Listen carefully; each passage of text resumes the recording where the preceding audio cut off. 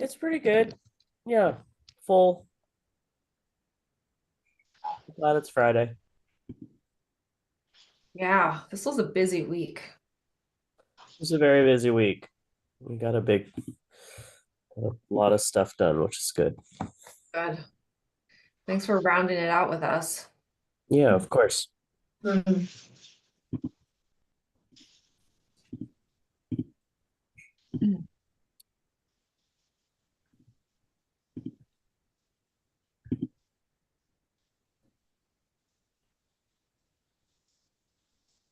And we need quorum for this one, huh? We do. Hi, Jamie. How are you? Hello. Hello, hello. Hi, Jamie. Thanks for joining us. Of course. Happy to be here. Look at you in your own conference room down there. I require a table of 5. Yes, I always hold down the in-person side of these meetings per Bagley team. It's always me and sometimes me and Caleb. That's Never great. know. One day maybe you'll get a visitor. It's true. Although actually reminding me, I'm going to peek my head and make sure no one is at the door because there's no one at the front door to let them in. So I want to do that real quick. I'll be right back. Good. James was just acknowledging that we need quorum for this one, and we need 3 more people minimum. 1, 2, 3.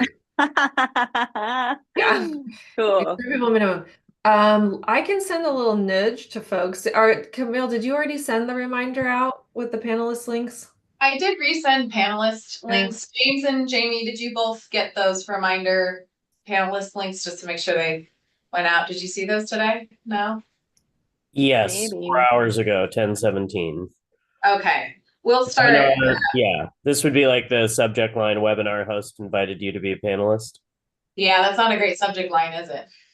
But it works. I mean, I got it. What am I being invited to do? Maybe we could start sending some texts. Reach out. I'm nudging right now. Thank you, Megan. Nudging in the background.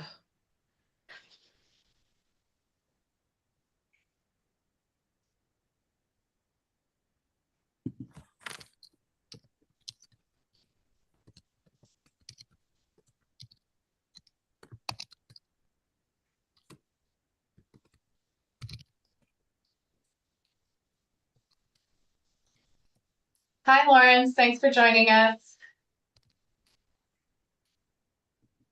Hello. Hi, Lawrence. Hello. We're just waiting for others to join us and we'll get started. Thank you, everybody who's here. Appreciate it.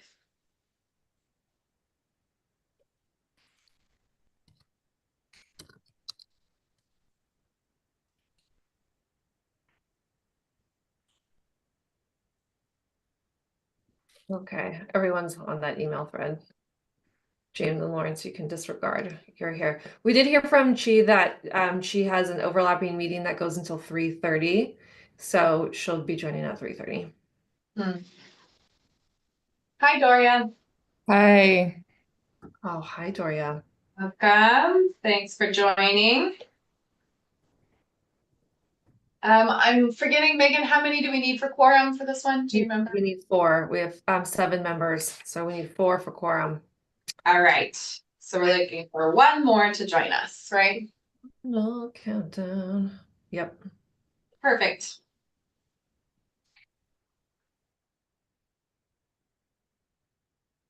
How's your week, Doria? Crazy. An easy week? Love that for you. That's great. Hi, Leah. Hi, Nathaniel. Hey, I'm so sorry I'm late. You're good. Oh, hi, Irene. Oh, Hi. yay, critical mass is here. All right. Hi, everyone. Just arranging things on my screen. Let's get into it. We're at 3:05. We're scheduled in till 5 o'clock today. So We have achieved quorum. We're going to do roll call in a quick second. Welcome. Thank you, everyone, for spending your Friday afternoon with us. I know this is not preferred timing, but it is the only time that worked for all of our subcommittee members. So here we are. This is a meeting of the Assembly Bill 524 subcommittee. It's our first meeting recently formed at the March 27th full task force meeting. Here are our participation guidelines for all of our meetings, where we're creating a space of mutual respect, mutual sharing, learning, information exchange, cross dialogue, different perspectives. And just a reminder here to stay on point. We must keep our conversation to the agendized subtopics to comply with Bagley-Keene requirements. And that pertains to everyone participating, subcommittee members and members of the public joining us if you did wish to make public comment today. Speaking of public comment, we do have a process for that. You can fill out a form here at this website, sgc.ca.gov/meetings-events, or you can also just raise your hand when we get to public comment period. There are slides that designate the public comment periods, so that way we'll know you want to jump in on the discussion queue. We've got 2 sessions today in general public comment at the end if you wanted to speak to something related to task force business generally, but unrelated to the AB 524 conversation we are about to engage in.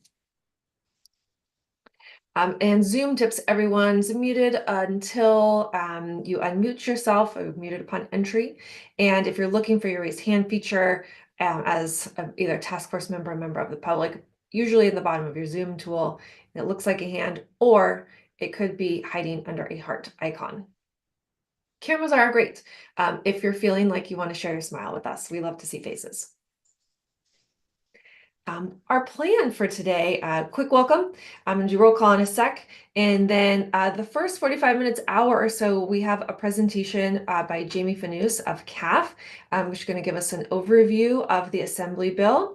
And then Jamie will step out, and then the second hour will be a working session for subcommittee members to really consider their options on how they want to engage in the legislation, with the legislation. And then depending on where that conversation goes, we'll do some work in the moment together and then make sure we close out with assigning follow-up tasks and deadlines. And before we click off, we'll just check and see if there's general public comment. We always like to make space for that. Oh, I forgot the slide of roll call. We have to do roll call. Sorry, everyone. And I realized I did not introduce myself. My name is Megan Wiley. I provide facilitation support, and I've got my fabulous colleague, Camille Frazier, in the conference room with Strategic Growth Council, and also Tessa Salzman on the line. So we're providing facilitation support and note-taking support. This meeting is being recorded and live streamed, but as always, we will produce a high-level meeting summary that gets posted to our project website. Okay, quick roll call to establish quorum in no particular order, but just because this is how you all are showing up on my panelists list. Member Doria Robinson. Here, present. Member James Nakahara. Here. Member Irene de Baracua. Very good. Here. Thank you. Member Leah Schwartzman. Here. Member Nathaniel Brown. Here. Member Lawrence Harlan. Here. Wonderful. Quorum is established. 6 of our 7 members are here. Member Chi Zhou has indicated she will be joining us at 3:30. So we'll let folks know when she chimes in. And I just noticed that Sean Kennedy, also with Strategic Growth Council, is on the line with us. So welcome, everyone. Okay, let's dive into it. Camille, would you give us a quick intro for Jamie? Yes, so thank you all for being here, and thank you, Jamie, for joining us today for the first half of the discussion. At the task force's March 27th meeting, it was requested that the bill sponsor attend the subcommittee meeting and talk with you all, share a bit more about the bill and answer any questions you all have. So Jamie Fanous is here today. She's the Policy and Organizing Director at the Community Alliance with Family Farmers, otherwise known as CAF. And in Jamie's role in her presentation today, she's very much going to be focusing on her role as bill sponsor in relation to AB 524. And I'm sure we'll say more about this, but she's also on the advisory committee for the task force. So today, for this conversation, Jamie's very much filling the role of telling you about AB 524 and will be recusing herself from any kind of advising related to that particular piece of legislation. So I wanted to set that up so you all understand Jamie's role today. And thank you, Jamie, for being here. If I'm right, you were hoping to share screen. Is that correct? And I'll pass it along to you. Perfect. Thank you so much. Yes, I just requested the ability. Oh, here we go. I need to let you do that. There you are. Here I am. We're good. Okay, can everyone see that? Yes. Wonderful. Okay. Hi, everyone. I think I know everyone. It's good to see you all. Such familiar faces and amazing people.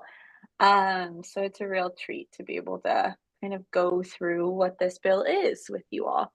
I think it's been a minute since I've put together slides.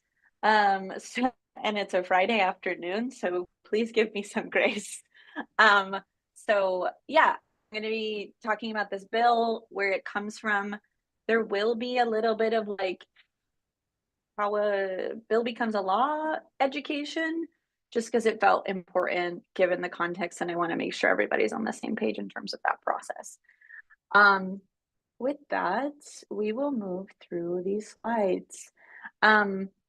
So I want to just start off by saying, I am here representing CAF. CAF, just so you all know, CAF advocates on behalf of around 8,000 family scale farmers across the state of California. Land access is a fundamental challenge among those farmers. We primarily serve and advocate on behalf of mostly small and underserved farmers. CAF is the official sponsor of this bill. However, I want to acknowledge that while we are the official public sponsor, we are also representing a larger group called the Land Equity Collective, which is a BIPOC-led kind of ad hoc collective focused on developing transformational system level policy solutions, particularly around land equity. So they very much inform a lot of this work, and I feel as if it's important to highlight them because they're often, an accountability body for me. Of course, just some background. This is information you all already know, so I'm going to kind of breeze by a lot of this, but the reason why CAF is the sponsor, the reason why we work on land access issues is because it is a fundamental challenge that hundreds of farmers tell me every single year through our listening process. This is a slide from a couple of years back. It's constantly comes up as top 3 issues that we need to address through policy. In particular, it's an issue amongst our farmers that lease land, because leases are complicated and most leases are very temporary. And a lot of farmers that we work with don't have security when it comes to land, and don't feel a strong relationship or a strong connection to that land because there's a risk of getting kicked off of it at any point, given the instability of their leases. This is additional information that many of you already know, but really wanting to paint that picture around land and what it looks like in California, right? Some of these court statistics that many of you already know. The largest 5% of properties, you can just say owners, own over 50% of cropland in California. It is dominated by the few. And then 37% of cropland is owned by non-farming owners or rented or leased. Again, this is just giving you evidence of like leases are often conducted by owners that are not necessarily even in California. We are seeing rapid consolidation. We are seeing this horrible trend that you are all very informed about and have been discussing for the last few years. Wanting to kind of think about, okay, what are those pathways, especially through policy? Mapping out, wanting to like map out a lot of that here, and giving you some background of like, there isn't really a program that exists at the state level that is specifically focused on land access. There are a federal program, there was one, it's now frozen, called the Increasing Land Capital Markets Access Program. Farm Service Agency, of course, gives loans. There's a lot of feedback and critique of that structure. In California, most of the existing programs are really focused on protection rather than explicitly access for certain communities. And of course, there are avenues through a budget appropriations, but those are one-time moments when there is a surplus in terms of the budget. These are just examples of what is possible when it comes to policy and advocacy. This group, you all, thank you so much for being here. Like, you were formed through policy, you were formed through the budget process. The climate bond is another example when it comes to land access and when we're talking about land equity. There's $30 million, and we'll get into the weeds of this, but there are $30 million that was set aside within the $10 billion climate bond. So we'll take those when we get them, specifically for land access for socially disadvantaged farmers and ranchers, or more appropriately, underserved farmers. And then now we're in 2025, and we're talking about AB 524, which is a program or a bill intended to create a program that is focused on land access. I want to start with the climate bond because these two things, the climate bond and 524, are very much linked. The climate bond, let's back up, and I know that you guys got a lot of this in your prep material. That was passed last year. The voters approved it. It was on your, if you voted in November, you voted to approve a $10 billion climate bond. Within that bond was this specific language, which indicates $30 million shall be available, but for the Department of Conservation, in consultation with the Land Equity Task Force, you are implicated in this, to create a program around land access and tenure for socially disadvantaged farmers and ranchers. This language is very short. This language has some words in it that could be interpreted many different ways. And it was clear in discussions with the legislature that any funding within the bond that didn't have a clear direction, clear program to put a pot of money, there is a need to create that program. And so that is, here is AB 524. I want to also acknowledge that the author of this bill, who is Assemblymember Wilson, is the reason why this funding exists. She is the reason there is $400+ million in that climate bond for sustainable agriculture. She advocated for this funding. She was one of the core leaders in it. And so we are grateful that she is so committed to land access that she was willing to author this bill as well, to continue and see this through. And so AB 524 was a bill that was drafted many months ago, and has gotten a lot of feedback by various partners. The Land Equity Collective was a core piece of this, and it was really intended to be a net to receive that $30 million. There wanted to be alignment between the bond funding and the bill itself, but acknowledging that, like, the goal is to create a program that grows in the future. Thinking of this 30 million from the bond as a catalyst to create this program and then find other avenues for funding in the future to make sure that this program exists, it expands, and it creates more opportunities around land access for certain communities. It is, as I mentioned at the top, this would be the first ever state level program that is focused on land access for beginning and socially disadvantaged farmers and ranchers, or underserved farmers. The way that it's structured is that it will allocate, the way that we can think about it, right? And again, the bill language, it can be interpreted many different ways, but I'm expressing to you how I see it as the sponsor of this bill, is focused on allocating funding in a variety of forms to a set of qualified entities or qualified organizations. Those organizations being farmer cooperatives that are made up of beginning and BIPOC farmers, underserved farmers, community land trusts, nonprofit organizations that serve those communities.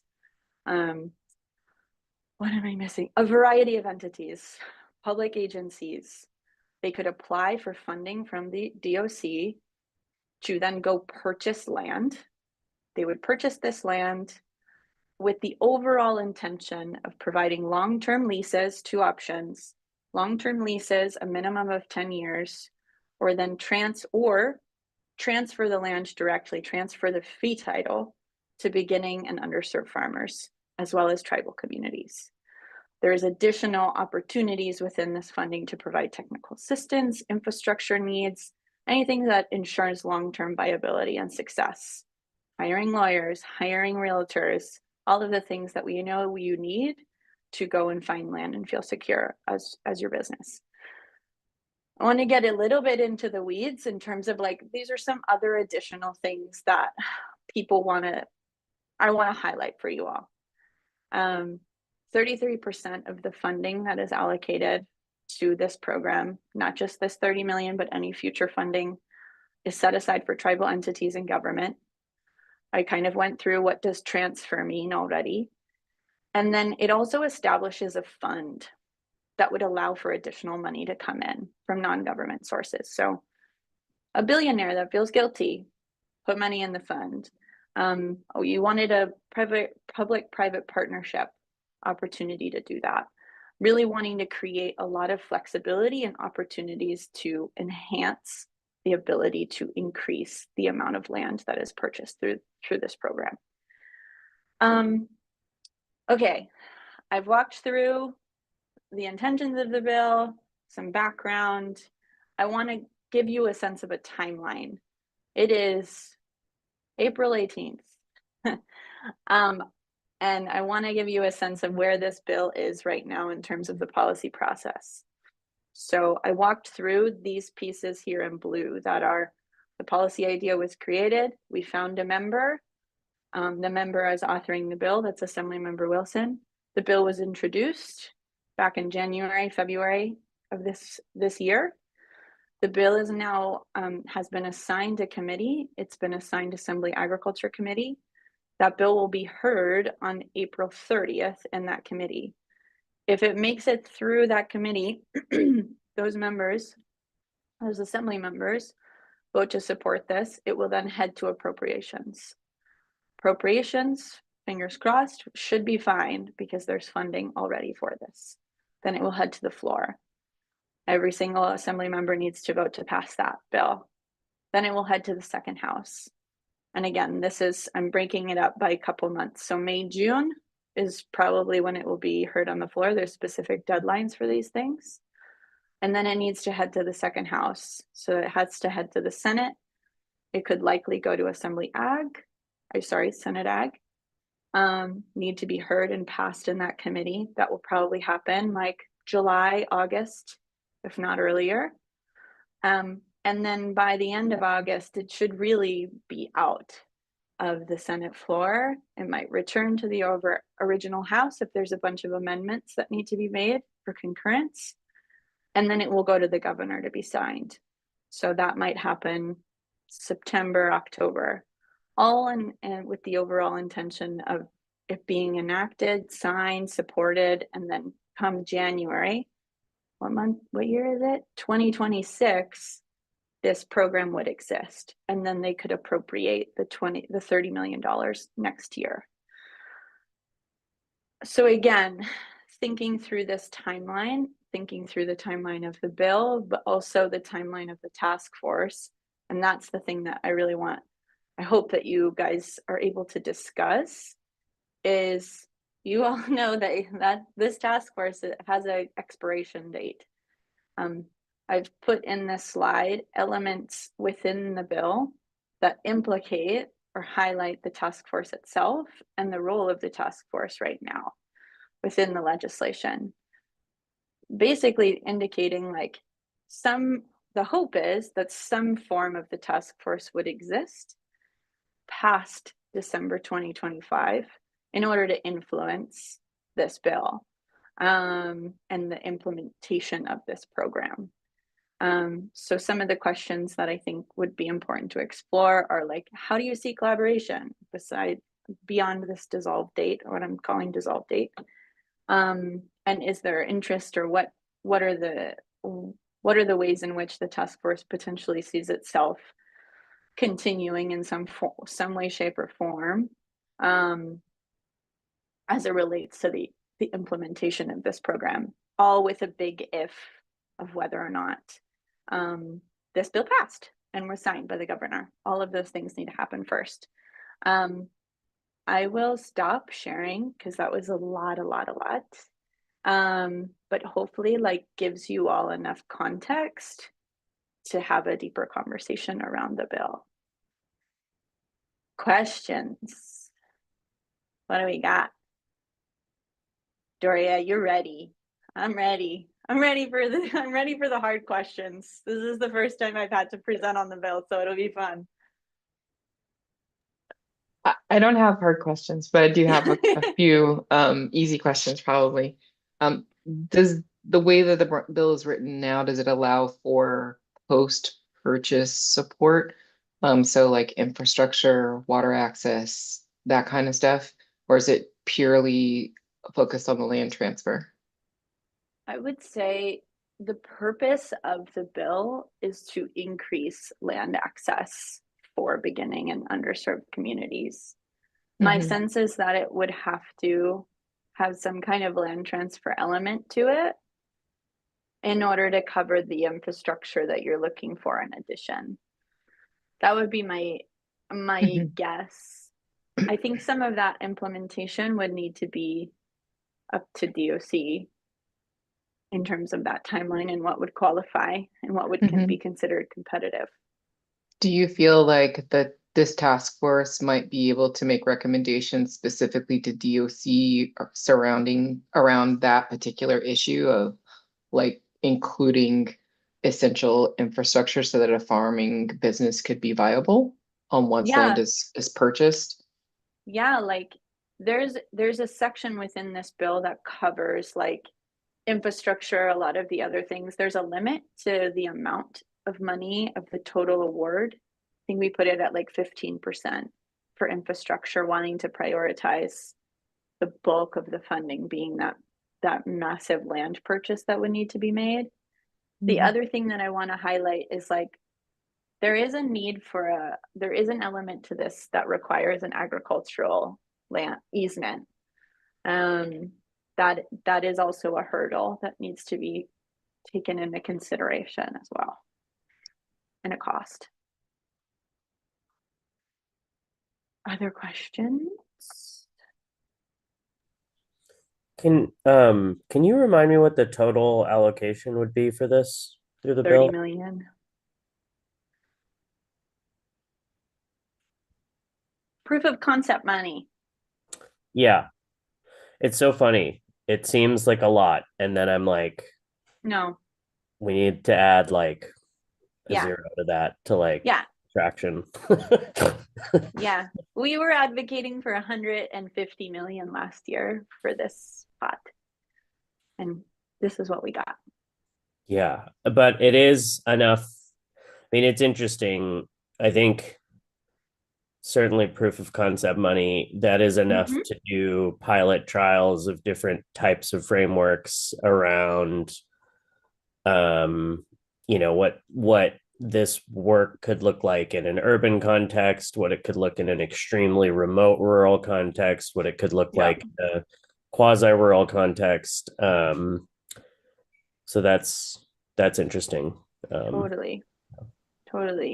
And I'll be transparent. Like people have asked for language that provides very clearly, like it must be geographically diverse, because we know, right? We all know urban, if you're going to go buy land within urban limits, going to cost significantly more than if you go buy a plot of land in the valley. But that level of restriction feels really bold to do, and feels like too much to do to DOC, to be honest. Giving those kinds of parameters, since we're already giving quite a few. This is like we're already going pretty far. I think in terms of a lot of the parameters, wanting to make sure that this really focuses on targeted communities.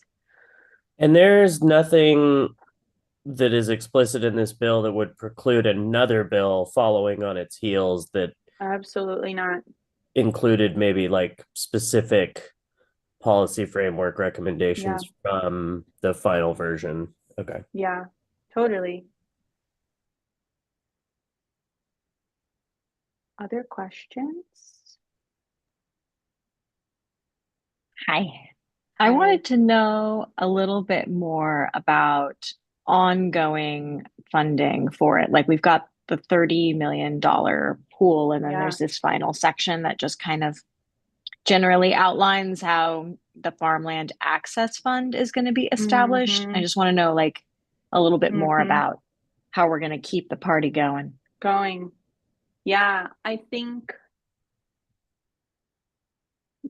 I don't want to say anything in like matter of fact terms, just because like I acknowledge that DOC has to interpret the bond money and the bill and find a way to like make them match in terms of like some of the language around the types of funding we're talking about. Grants, low interest loans, forgivable loans, like what does keep that pot flowing. I think my hope is that this 30 million is a catalyst and we're able to advocate. And again, very much from an advocate perspective, I can go advocate for greenhouse gas reduction fund money and continue this funding through state dollars.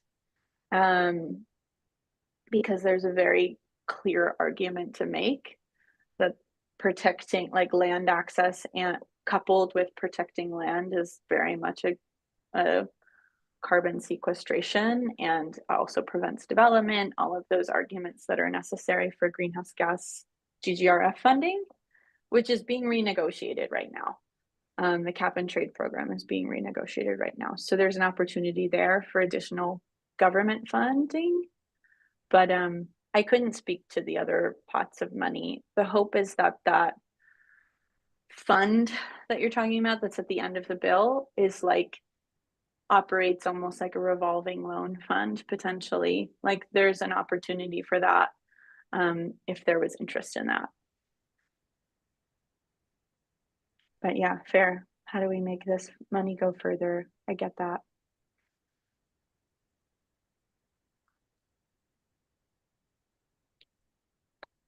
Yeah. So I'm also interested in wondering if it would benefit us to think about not just this one fund, but this fund as a tool and a suite of tools, because of the limitations in terms of like the 15% and needing to do an easement. Maybe there should be a different program that works kind of collaboratively with this program to address some of that infrastructure stuff. Yeah. And then similarly, like I'm wondering about some of the other things that have kind of come up in our process around barriers outside of actual money to accessing land, like being able to act fast, quickly, Yeah. to respond Yeah. to a real estate opportunity. And Yeah. I'm not sure that these funds could move really fast, but could we structure the program so that it could support a fast sale that happens before before this is awarded, and and so there is a public private partnership there where that other outside money could maybe work faster, but then there could be in the form of like a forgivable loan or forgivable or a forgivable loan or a recoverable grant. That's the word I wanted to use. And then it could be, kind of backfilled by the slower source, Totally. But I just wonder if we're really talking about creating kind of a suite of tools to help disadvantaged farmers where are, wherever they are along this kind of trajectory of access, Absolutely. That's definitely like what you're referring to, that especially the acting quickly part. is gonna have to be a gap that's solved. The way that I see it is filled through like a nonprofit partner or a private partner. And that's why there's language at the end of that of like, DOC shall partner with 1 to 2, socially disadvantaged serving nonprofits, because I just don't see how DOC could respond quickly to sale of land and in a lot of those gaps that you're referring to of just like, yeah, the market is insane. Like I know a number of instances where farmers were waiting on federal funding in order to purchase land, and they couldn't get it fast enough. So yeah, I'd be open and curious around if and how that needs to be written into the legislation itself, or whether or not that needs to be considered in the implementation phase. Like there's nothing to preclude coming up with whatever that tool is. But yeah, I've thought about that a lot, and I couldn't come up with language to solve that gap. Yeah, Leah, you might know. Well, yeah, I agree with Doria. And like most of these programs, like the issue is that grants or loans, they require you to have identified the property before even applying. And so by the time you get the funding, the property is gone. Like who's going to wait that long? So if, I'm curious talking a little bit about the implication of a continuation of the task force. Because I don't know that all the little nitty-gritty details need to be included in the bill. But I do agree that really knowledgeable people should be involved in developing program implementation so that maybe the program can, I don't know, like just go off of the merits of the applicant and not actually have to identify a property. Like your grant funds you will receive, you have qualified up to X amount for your project, and then you can go find a property that fits your needs. Or maybe it's even phased where it's like, I mean, I'm seeing some similarities with like the SALC planning grants for some of these different pieces. So it's like, there's like a research phase and then there's an actual acquisition phase. And so, yeah, like what are those two? Are those two separate applications and programs? Are those one and the same? It's like SALC, it's like got little like they're subsections of the same kind of program, but they're actually different grants and applications. So I don't know that all of that needs to go in here, but I guess all the words. Can we talk a little bit about the future of the task force's involvement in here and our looming timeline and cliff, and like how do we stay involved in this beyond our tenure here?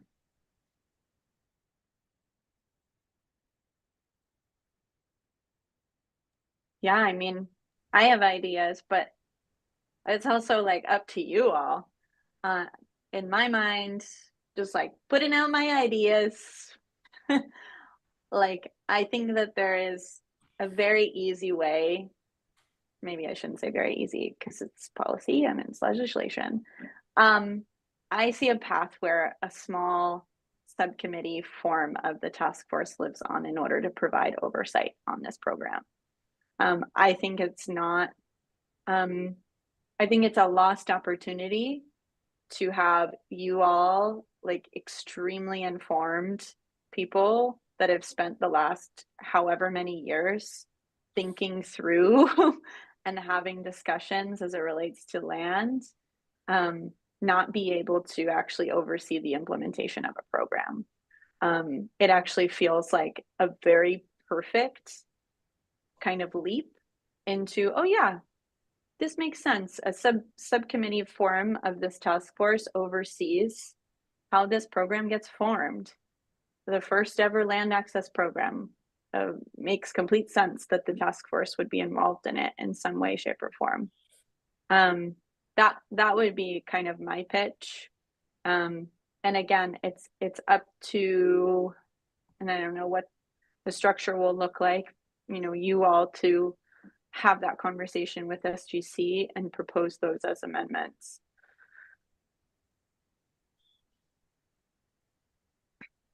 but yeah, curious how you, I mean, you all are the ones that meet quarterly or more often than that. I'm curious what you would want to see happen. What you just suggested, I think, overlaps mostly with what my own personal thoughts are around continuance. I wanted to go back just a little bit back to what Leo is sharing and like around process and how challenging it is. And I think being able to navigate or have language to kind of address some of that makes sense. But it to me, it's also important that that is tethered with um specific kinds of practices that are aligned with conservation and like agroecological principles, for lack of a better term. Which I didn't think Leo wasn't saying that. I just wanted to make sure that was like in there too.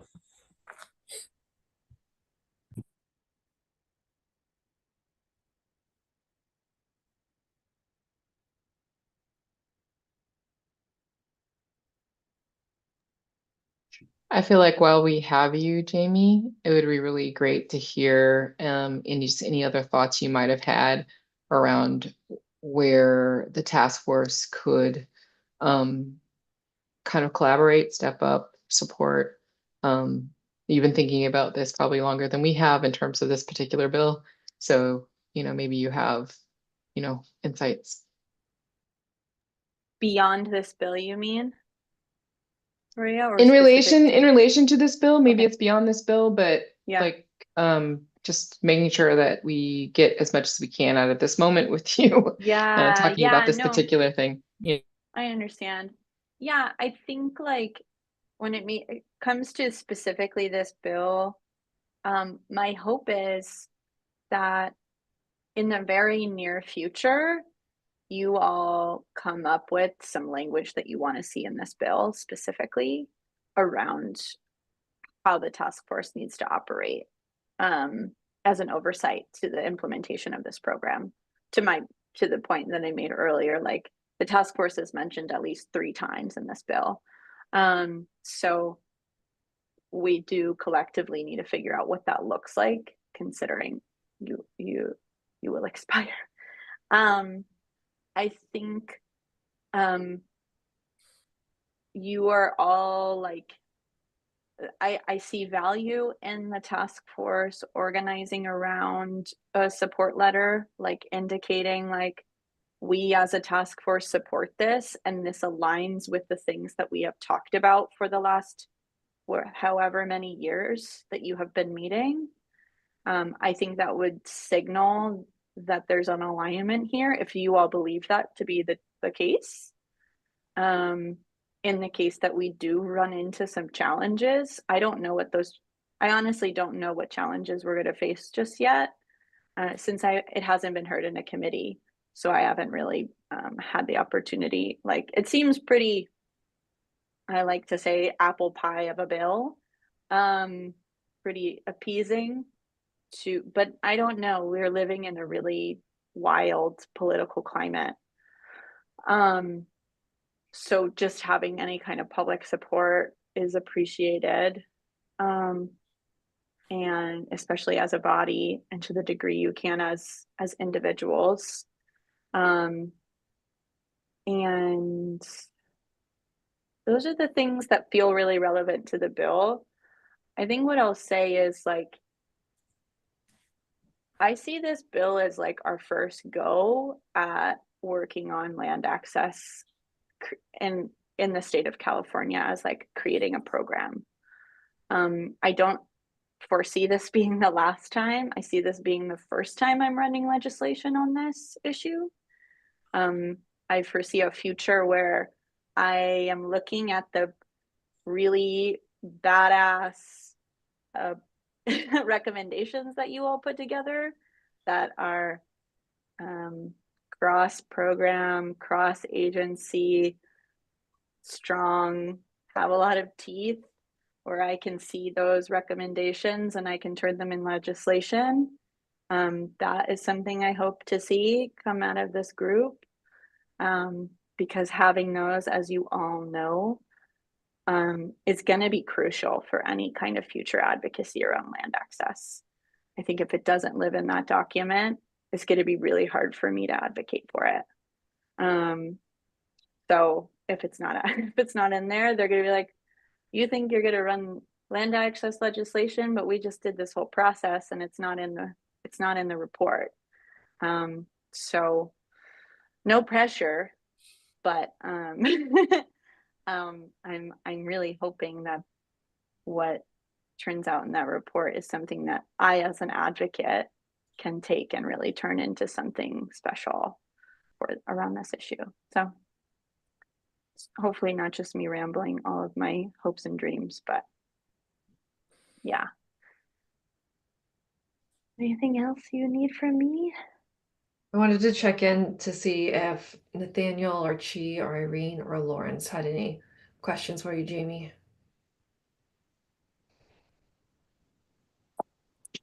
Hi, thank you, Jamie, for presenting. This is Irene. Sure.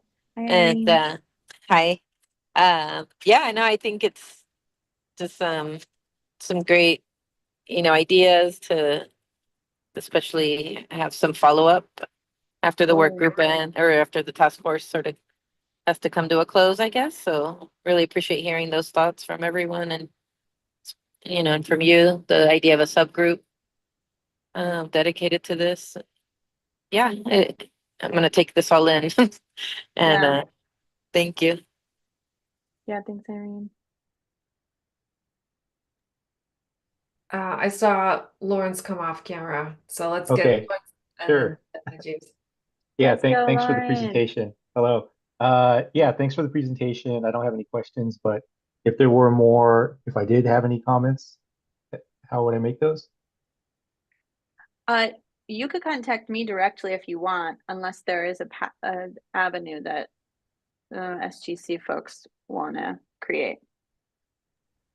I think to clarify your question, or maybe not assume what your question means, Lauren. So once Jamie hops off, we're going to discuss as a subcommittee how you all might want to engage with this draft legislation.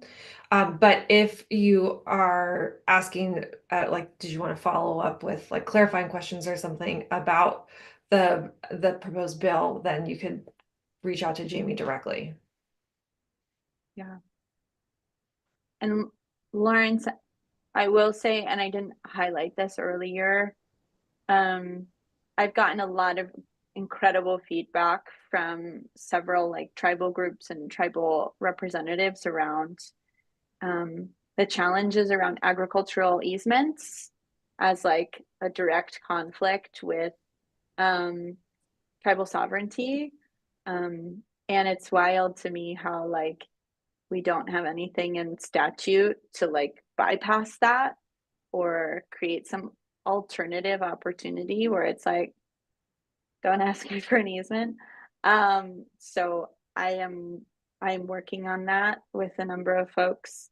And I'll be honest, I'm struggling with it with this bill and being able to create alternatives because it's a little bit of a it's apparently a challenge amongst various programs when it comes to like land purchasing and easements in the form of conservation. So just want to acknowledge that gap. Okay, thank you. Yeah. Thank you, Leah. Just a clarifying question regarding any proposal that we might want to put forward for the continuation of the task force in one form or another. Would that belong in AB 524 or does that go somewhere else? I would say it's a great question. I would say we could do some form of language in 524, but don't quote me on that. I should confirm. I think that's a great clarification question of whether or not that is sound within the code structure. Sean, do you have any further insights on that? Because you guys were created with a budget. You're not in statute. But yeah, Sean, what do you got? I always get the fun questions. No, I think there's nothing, the only deliverable that the task force has is the report of recommendations to the governor and the legislature. There's nothing in there that then says the task force ceases to exist beyond the submission of those recommendations. The thing that does cease is the funding that was initially allocated, which ends in the middle of next year. So, this is something that we've discussed at previous task force meetings, and I believe we'd be talking more about in May. But what other deliverables is the task force interested in pursuing? What does that look like? What does that look like from a funding standpoint, staffing standpoint, all of those sorts of questions. So this bill is certainly one avenue that gives the task force legs. It's not the only option, but there's nothing that says this all has to grind to a halt following the submission of the recommendations. I love that. That's the best answer. Thank you, Sean. James.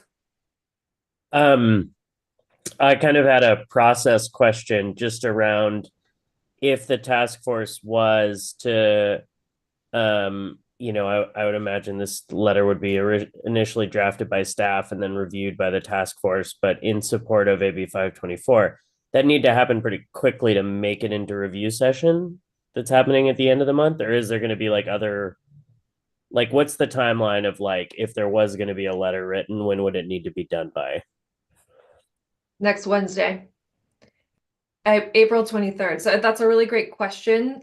So we can have that conversation and decide what to do. But if we want to go that route, then hopefully we can generate content together during the second hour of our meeting, and then support that drafting on behalf of the subcommittee. If you all decide, and we would ideally like to work with a point person, if that's the route you want to take, after this meeting clicks off, so that we get refined language and approved language and stuff. But because of the timing there, you all would be acting on behalf of yourselves as subcommittee members, and then we could revisit the letter, a possible position letter at the May task force meeting, and then decide as a group to take action on that, to submit, basically resubmit with amendments or without amendments on behalf of the full task force. Because we're not going to have enough time to meet as a full task force between now and Wednesday. So the best case scenario is the subcommittee writing a letter. Yeah, that makes sense. But it's not like the only opportunity to have influence here. It's like the first, one of the first ones. Yeah. That's, Jamie, I see you nodding your head. So it's the first hearing. I mean, it's set. Yeah. And again, it's a more of like a tea leaf situation of are all these members going to support this bill? I don't know. And yeah, I think that makes sense in terms of as a subcommittee and the capacity that it is appropriate. I'm more than happy to help with that, whatever that deliverable that support letter. It's easy for me to help you all put together. It's a subcommittee, of course, but there will be other opportunities. There are many committees that this will need to go through. You could submit it before it goes to the floor. You could submit it before it goes to the next house. Things typically are harder in the second house. So because you kind of don't have this it's almost like home court advantage, like a silly sports reference, and I don't know anything about sports, so here we are. But yeah, there's opportunities in other places. I would say from my perspective, the putting together the support, indicating support is super great and super helpful. I would say, though, what is probably more timely, maybe this is wrong given Sean's comment earlier, is like figuring out in what form the task force wants to live in this bill, if at all. But maybe actually that's not a rush, considering there is no necessarily like termination date, and there is language in this bill around compensation for task force members already. But maybe that, I don't know if that's a good take, Sean, or if you could comment on that.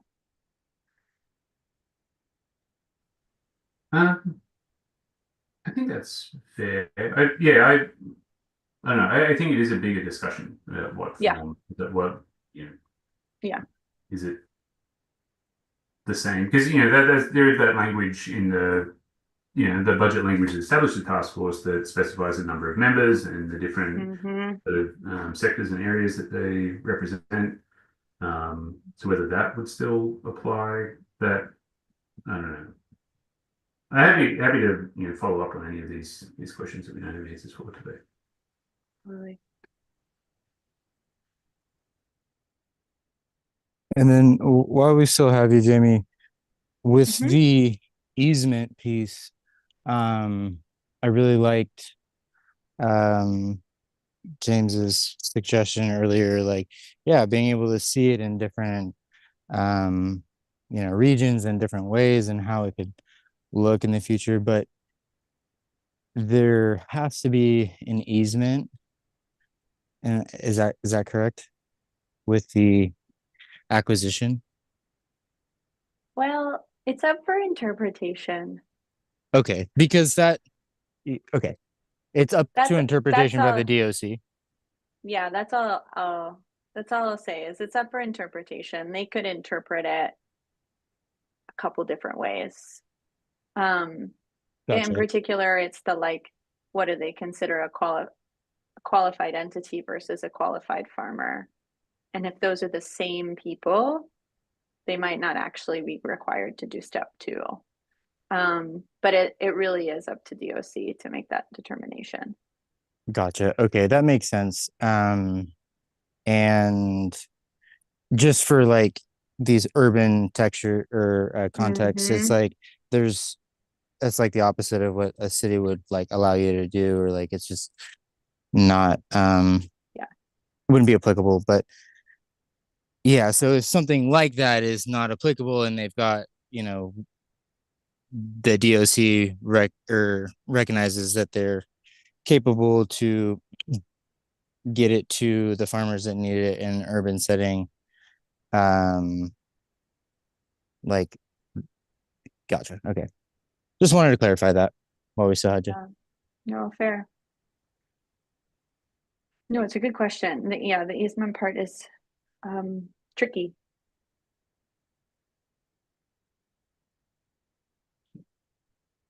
Okay. How are we feeling, everyone? Have we exhausted our questions for Jamie? Everybody's stoked. Good. Sorry, go ahead, G. I have a question. This might be a silly question, just because I'm not very familiar with all those lecture setting up and process in the US. So I'm reading their language here in the page 18 of their briefing packet. I had this number previously in my head. It's $30 million, right? Yep, And that's right. these numbers sounds really small compared to the expensive land in California. And I think the impact will be very considerably small.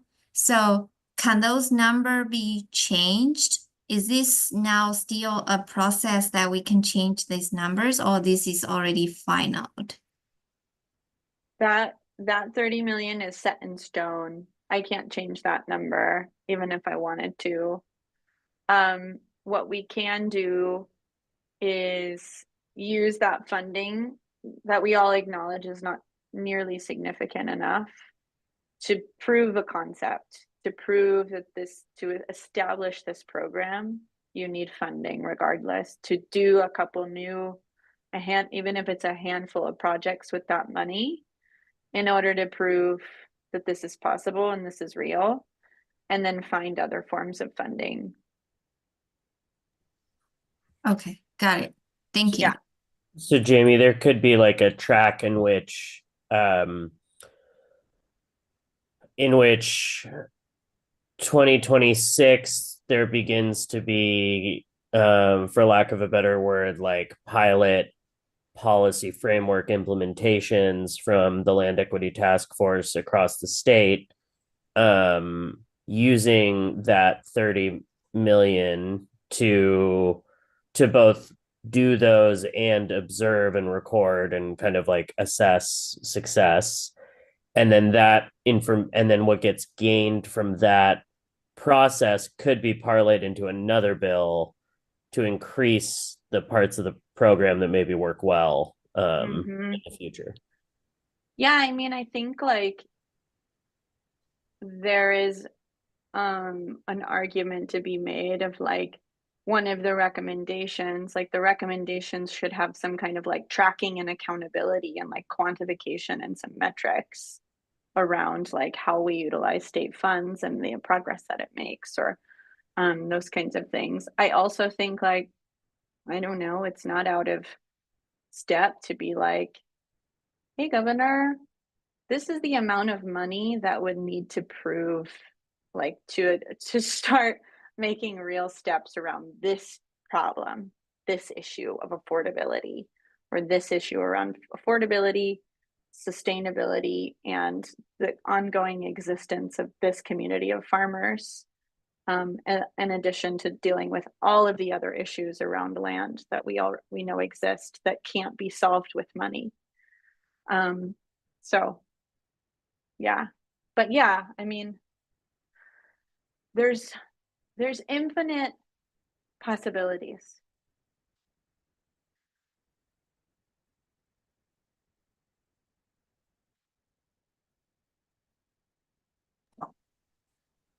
I was curious, Jamie, I know you mentioned like the coalition, I forgot the name that you said, but also I know we're connecting like through Lucas with the Milpa project and whatnot, and you were interested in like farm worker advocacy groups as well. But yeah, I was curious what maybe you have a list of who makes up this coalition and maybe others that have been sort of involved. And yeah, what I'll say is like the Land Equity Collective is not a formal group by any means, mostly because it's made up of farmers that like I tap when they have time. I haven't wanted to create anything that is like, we're gonna meet all the time and talk about all of these issues. But really we like form when there's urgency and like a need to work on something. And so there are some farmers involved.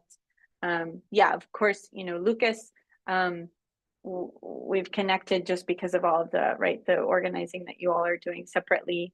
But I'm happy to share with you, offline, like some of the individuals that are part of that collective that kind of inform this, in case that's helpful. What I will say is like, we have 150 organizations, farmers, farm worker organizations, like a number of supporters of this bill already. I think 60 are on record because I was able to submit a letter last week. So I have another 100 that I need to like get their logos and all of the formalities. So all that to say that this is something that is like exciting people, especially in this time that is quite challenging, that there is like this one blip of positive opportunity. And I think it's demonstrating how much farmers and community members want this bill to happen. So for what that's worth. yeah, great. Thank you, Jamie. We actually did sign on to a letter of support as well. I just wasn't sure if these were organizations, but I hear you. You're saying they're farmers. Amazing. Thank you. Cool. Well, I don't want to take any more. Yeah. I know you guys got some discussions to do. We do. Jamie, thank you for being with us this afternoon. Really appreciate that, all of your work on this bill as well. Sure thing. All right. Thanks, you all. Appreciate the time. We'll be seeing you. Bye. Have a great weekend. You too.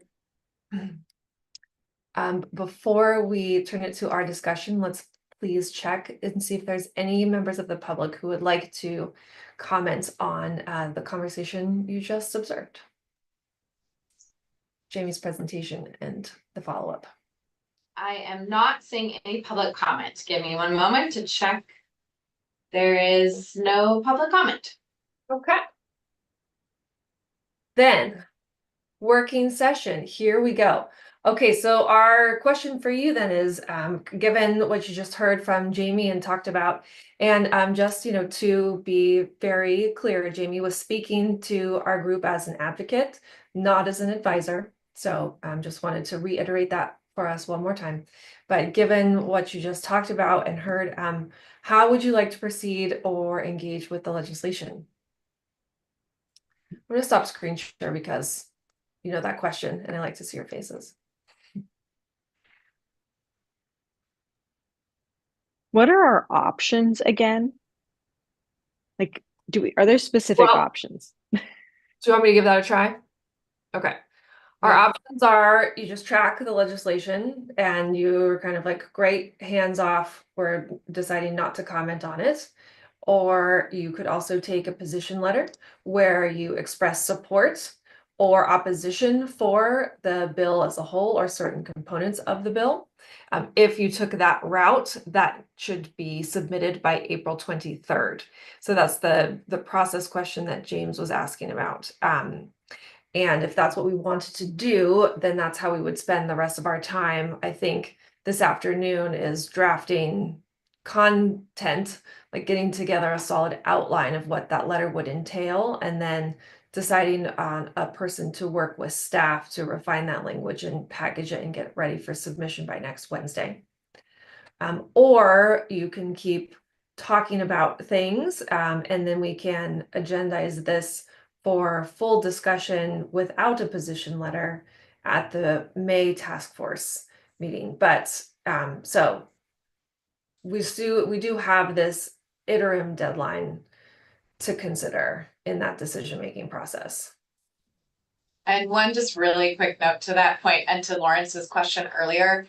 If the subcommittee has all of those options Megan just outlined, and then the task force, but you as individuals also, if you had specific questions or ways you wanted to be involved as an individual, that is, your prerogative and your choice. So we're talking now, what are the subcommittee's possibilities from here?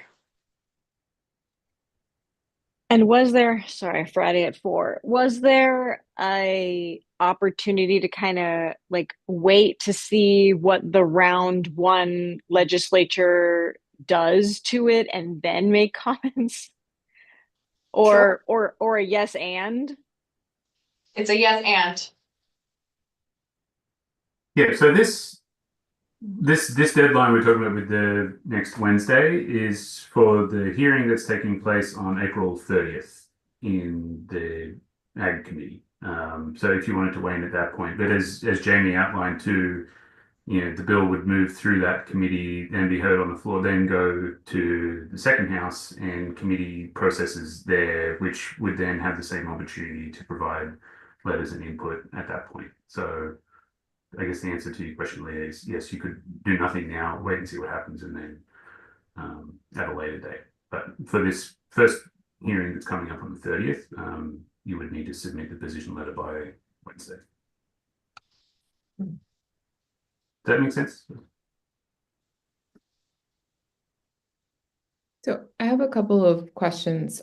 Is there a more strategic time to weigh in on a bill making its way through the process?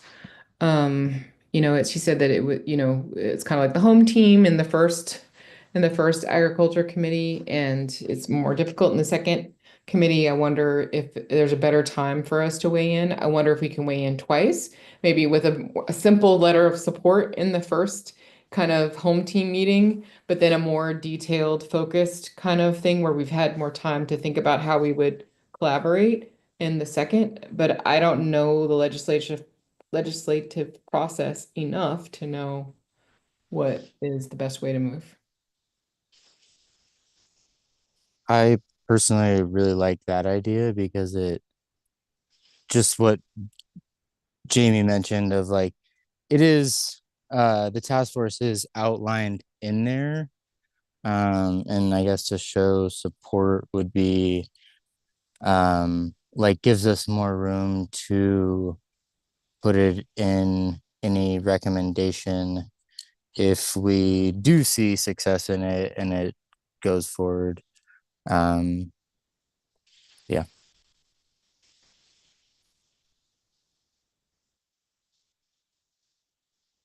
What do others think about that?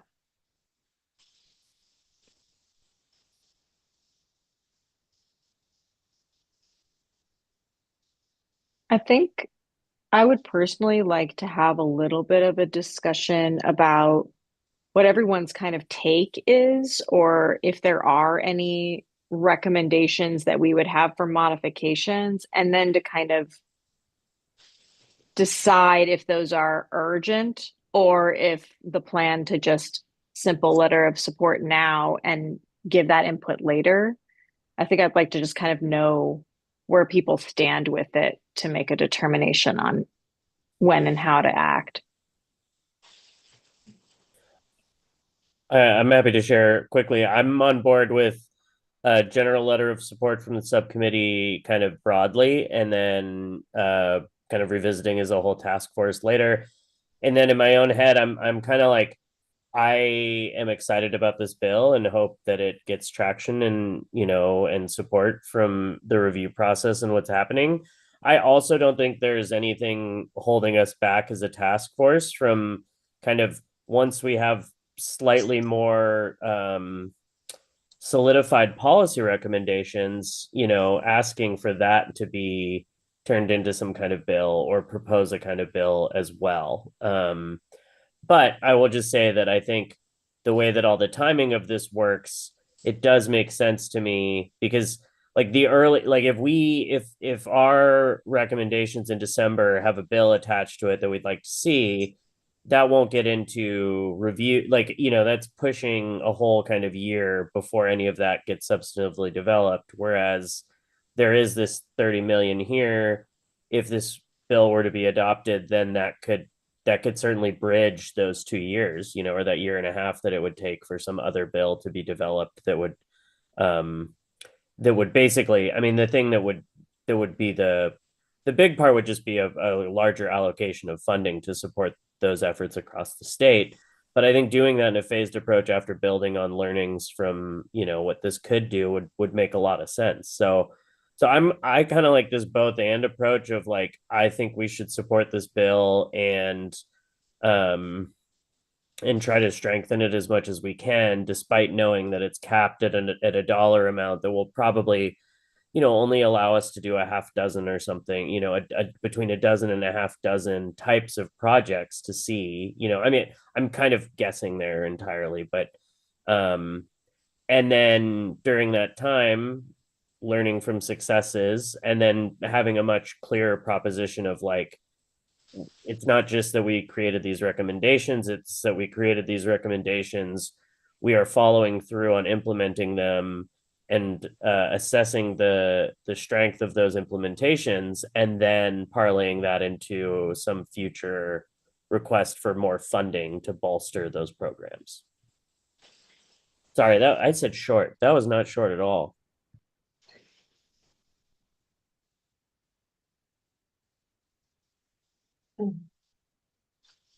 We could go around. You want to go around? See what everyone else is thinking. Lawrence, what are you thinking?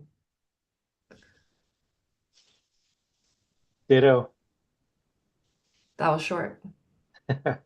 No, I think Lawrence had I'm serious. I think a letter of support, I would support that. I think it would be worthwhile. Can I flip the question real quick? Is there anything in the bill as it is that anyone has heartburn about? Anything that we want to talk about that gives you a little concern? Because if you issue a general support statement, that might be something you would want to comment on if there's an exception, like a component that's an exception. Maybe there's not, but let's ask that question.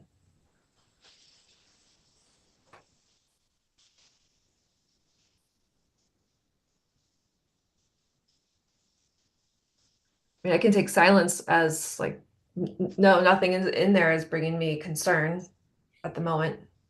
Yeah, there's I nothing wouldn't say really that brings me concern. Not like grave concern, not meritorious of a flag or a note or anything like that. I think you did a good job capturing early policy recommendations and parlaying that into a bill. Leah, I had yeah. a couple edits and thoughts, but I'm really curious. Lawrence was wanting to like make some comments to it, and I'm really curious what those were.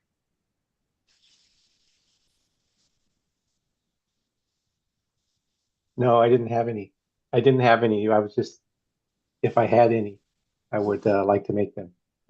I didn't have any to make at the moment. It takes a while for things to absorb. Maybe tonight I'll have some ideas. Mhm. I mean, as I think it was Sean or Camille indicated, too, like if you all decide to go forward with the idea of a general support letter for now, and then there's specific, and then you sit on it and think about it over the weekend, and there's something else that you want to kind of comment on specifically, you could always do that as an individual or as your own entities, your own organizations that you represent. You know, because we won't have time to regroup before the 23rd. I have a couple of thoughts about it, and one is a really small thing, but it's like my own peeve, which is in the presentation, Jamie talked about leases with option to purchase. In the presentation, that's correct. That's what I want to see. But in the legislation or the bill or whatever this thing is, in section 10110(2)D, it says lease to own. And those can be misleading and exploitative arrangements that worry me, and I would not want to see that language in a bill. But you can say option to purchase because that's strong and that's a real thing. That's just one of my only like pet peeve about it. And I think the other thing I want to say about it is maybe like actually inspiration for our recommendations. Because what I see is kind of a trifecta of programs happening. I see SALC supporting easements and planning grants. I see this program 524 supporting the acquisition of lands that maybe whichever order it is, maybe the easement comes first, maybe the purchase and then the easement. But then I feel like there's a piece of the triangle that is missing, which is the transfer of land to the actual farmers, unless they're farmer cooperative. We're putting that aside for right now. And I am fearful for the future of FSA's ability to support with low interest land acquisition loans. And there's very little, if any, grant funding to support the acquisition by farmers of these properties.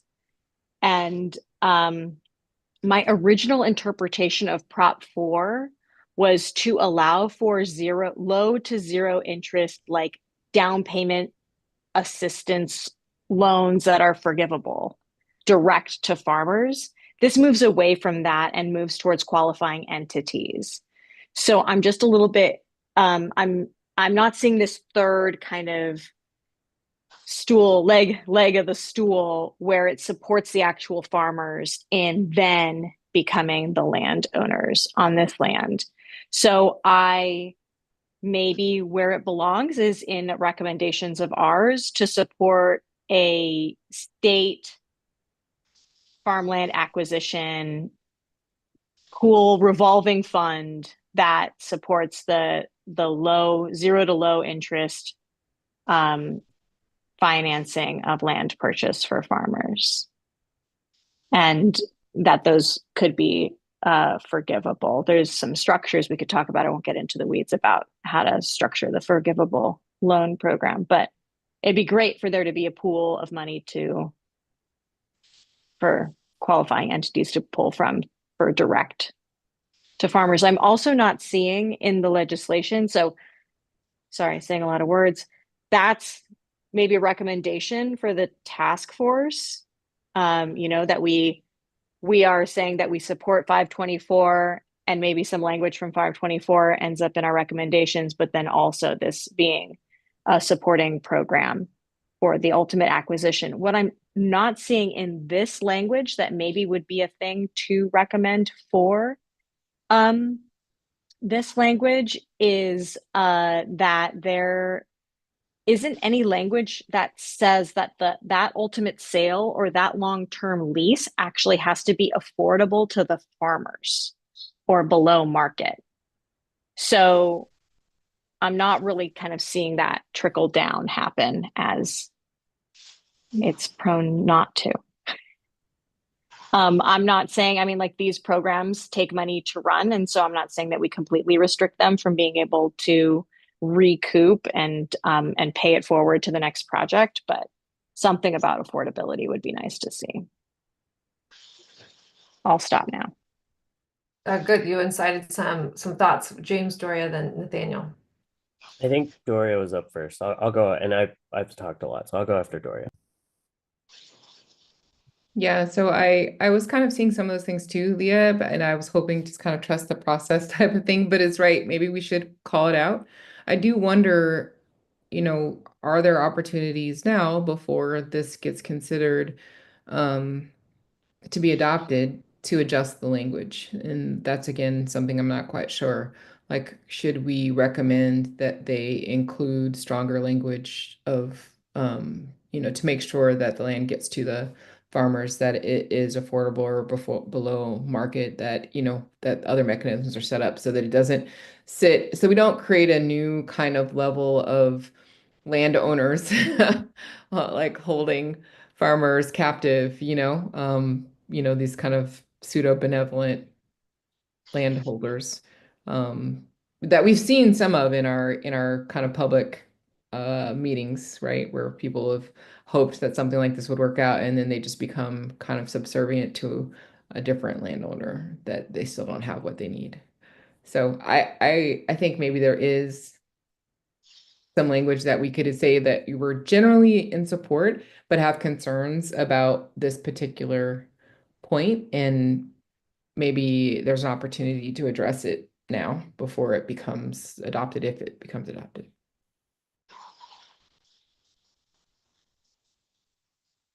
Nathaniel, what are your thoughts?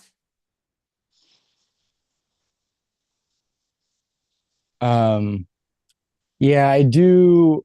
I'm wondering the same kind of thing of getting it to the farmer at the end of the day is, I think, the most like difficult part with, I mean, what Doria brought up earlier of like needing to act fast, and like if there are, these entities, qualified entities that can help make that happen. But is that like where we would come in later, or like in the beginning of helping set up the program, or recommendations to DOC, et cetera, in order to make that more like equitable, of like they actually own it, because it is, yeah, it's not very clear on how, because there's so many pilot programs that could be set up depending on the area. I think that there's just a lot of room to make a lot of the different things work, which is I don't know. I would just hope that we would be able to put some more insight into that, um, if it was passed or just like later down the line. From my knowledge, I feel like it's um beyond editing for this like first lobby day that it goes through the committee. I don't know the full process there of like, I know they have a chance to ask for edit, I believe, but I'm not really sure.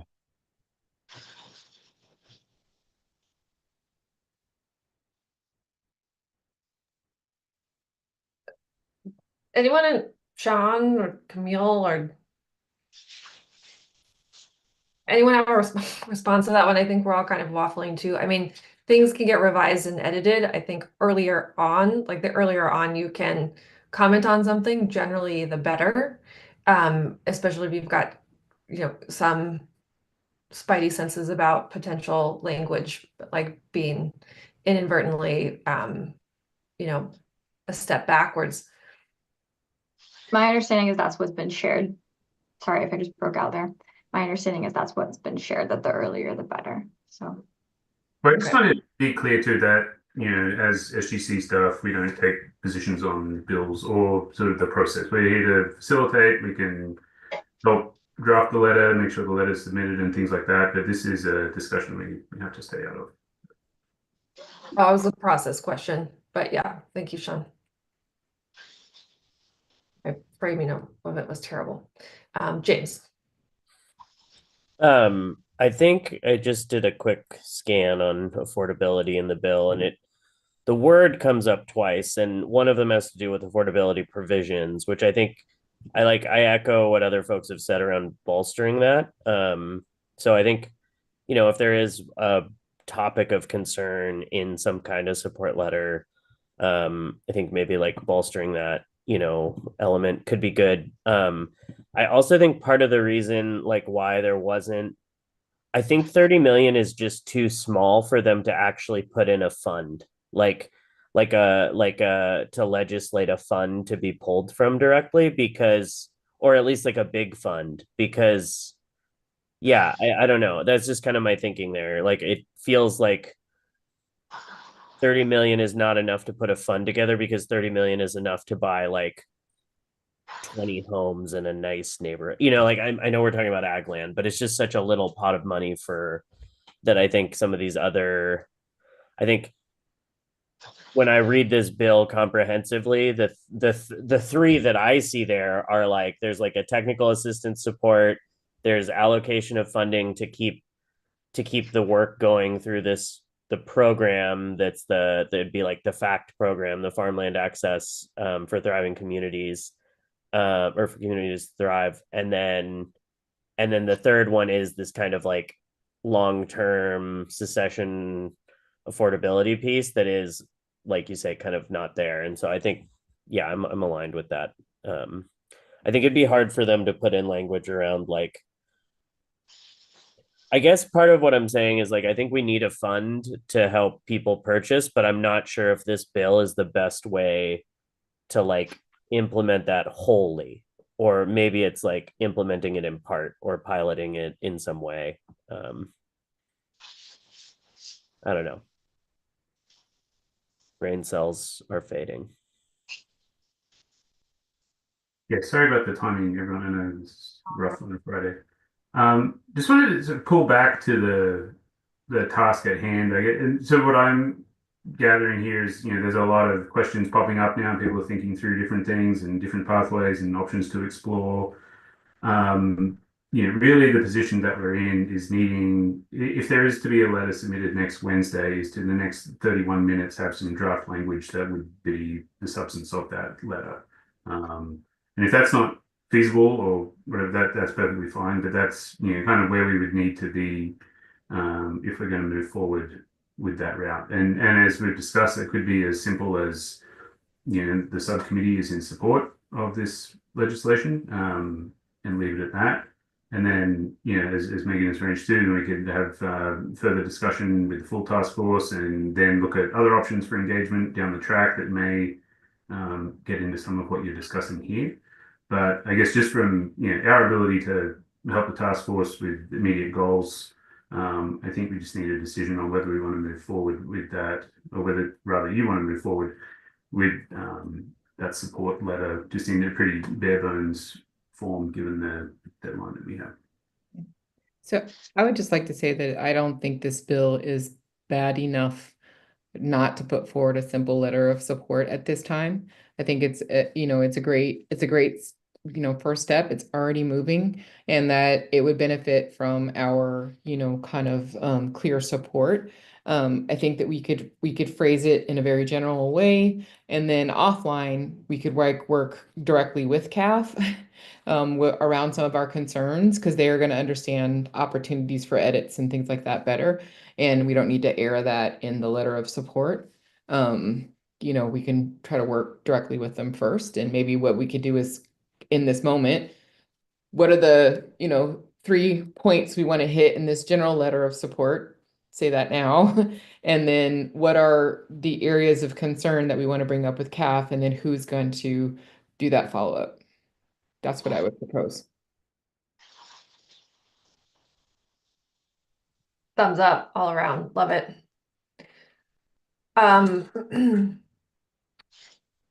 Let me share a blank document, and I'm going to take some notes as we talk through general support letter. James, I saw you put something in the chat. Just as a reminder, only the hosts and panelists can see chat. Oh, that's James said be right back. Never mind. Well, I'd thrown something. I was just starting to draft I was like, I'm just gonna put my 3 in there. But it's like there's a better place. I'm happy to throw it. Speak it out loud. Say okay, it. yeah. I mean, it's just like broad. I fully agree. Like, I think it's just like this is going to be a very short letter, and it's like broad. Like, in my mind, it would be somewhere akin to the Land Equity Task Force is in support of AB 524 as it currently stands, as being developed. We were excited for the prospect of continuing to help steer some of the language in this bill, or maybe not. I don't know if that's all copacetic language, but if it is, then I think that's fine. And then just like some kind of statement to synthesize that, like, this is the first tangible representation of a material outcome that can exist from the work that we're doing. And that's one of the reasons why we're also excited to see it move forward.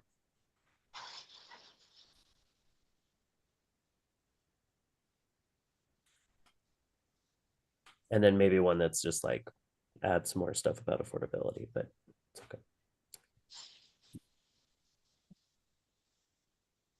Others jump in. Don't mind my spelling. I'm just gonna type and get things on a screen here for you.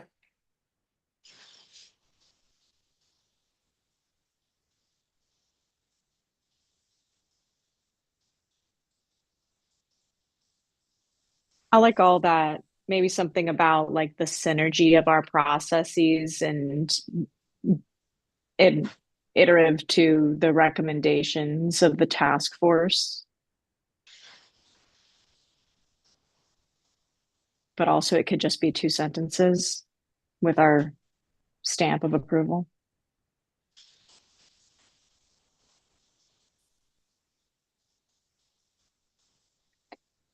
If we are gonna maybe do some more direct recommendations, like directly to Jamie or something, how do we want to start kind of compiling those?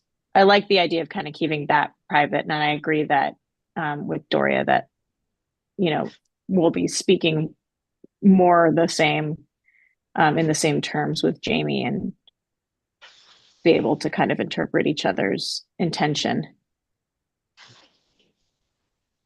Yeah, I'm not sure about that one. That one seems a bit more difficult in terms of whether you're acting in your capacity as task force members or as subcommittee members.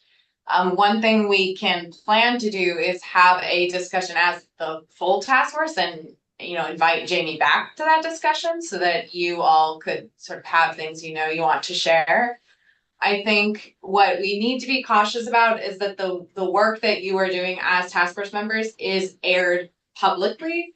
So if this subcommittee did want to put another meeting on the calendar where we invite Jamie back and you all talk to her, that might be the most appropriate way in terms of just maintaining Bagley King compliance. I'm not sure if another team member has thoughts on the best way to do that.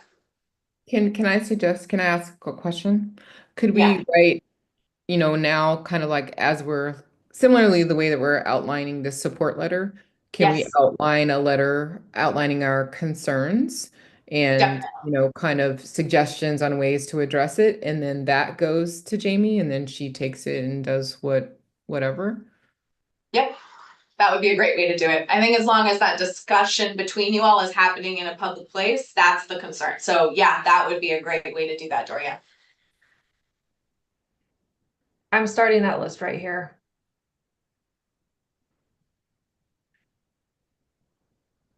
And just in terms of sequencing of conversations and etc.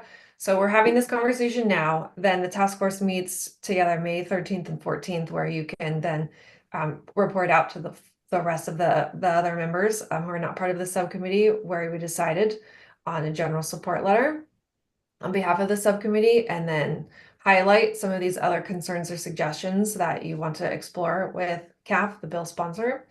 And then we already have another subcommittee meeting booked for June.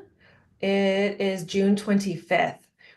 So it's kind of later in the process, but it still will give you time to kind of have another conversation or maybe get some responses from Jamie and CAF, possibly at the May meeting, if we can generate, some high level questions for her now.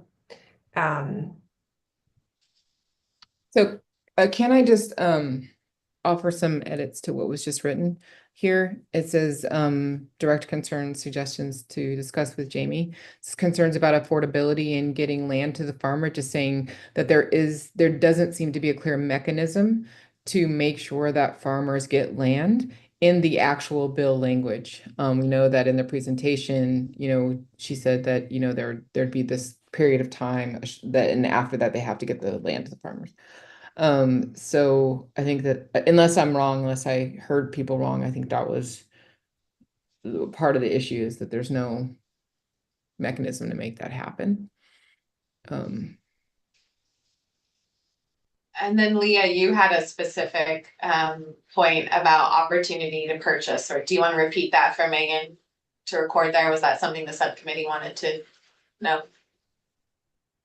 I think that the language within the PowerPoint was correct, but the language within the bill says lease to own.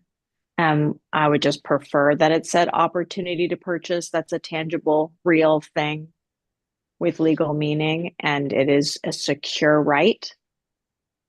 Lease to own can often be exploitative or just insecure. Do we also want there to be a call out in the bill around needing to work maybe collaboratively with public-private partnership to make sure that that capital can move as fast as the real estate market does?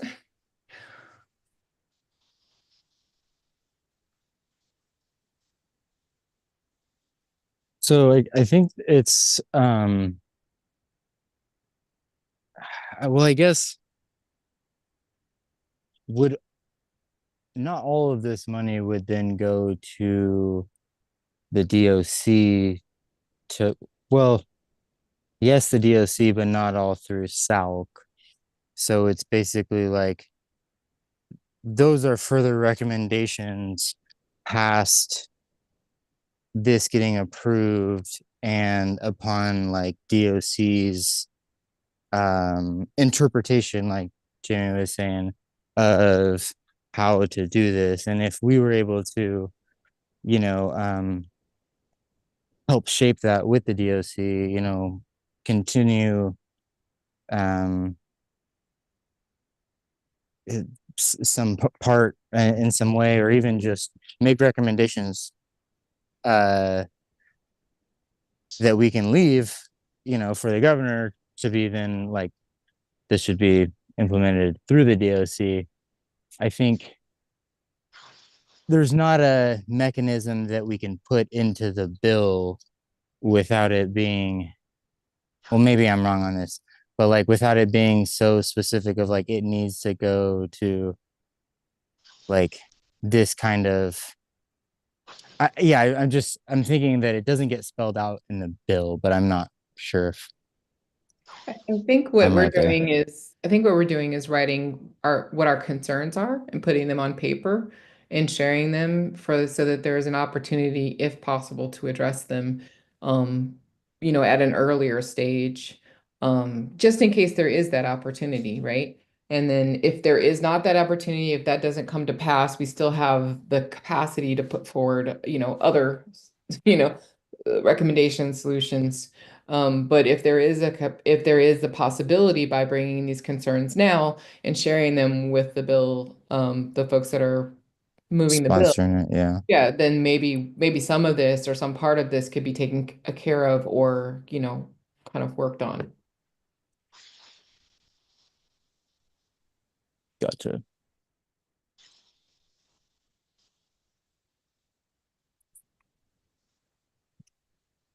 Okay.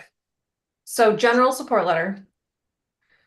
So I see you again, Leah. We're generally support of the bill where it currently stands. You're excited for opportunities to further refine certain components of the bill and talk about how it's the first tangible representation of the work that you all have been focused on supporting.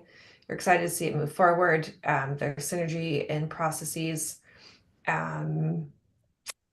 Would you want to say anything in the letter that kind of previews that you might issue another comment letter for later on in the process?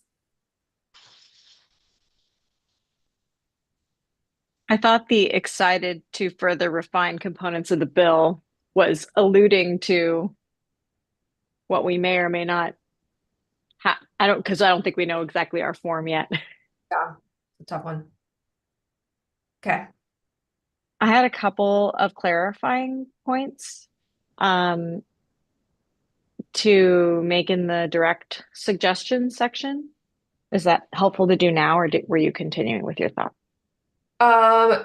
Anything else that folks want to include in the general support letter?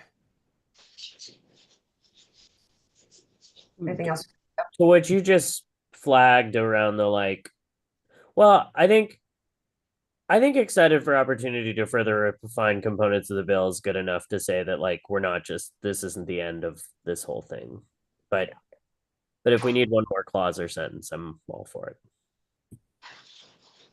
I was going to one, ask if anyone had any suggestions for an intro paragraph. Are you thanking anyone or acknowledging anything or anything like that? And second, probably more important piece is that this letter needs to be signed.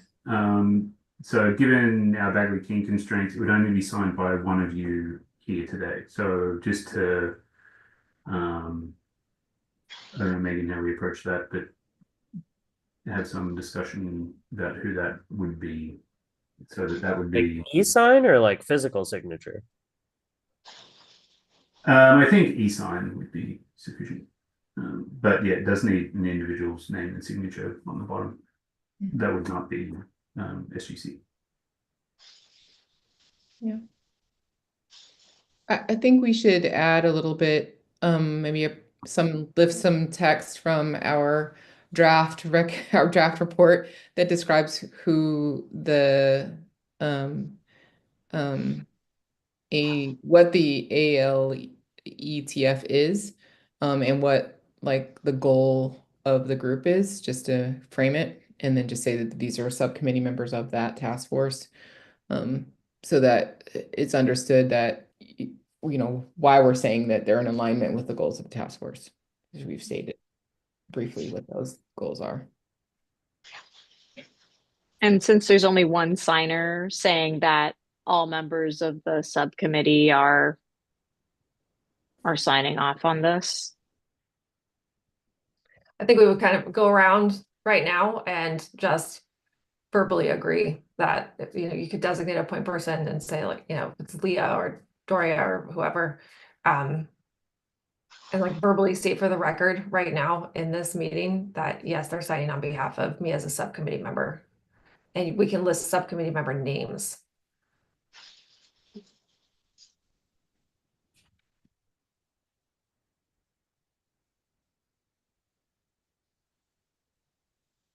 Anyone want to be a point person to work with us?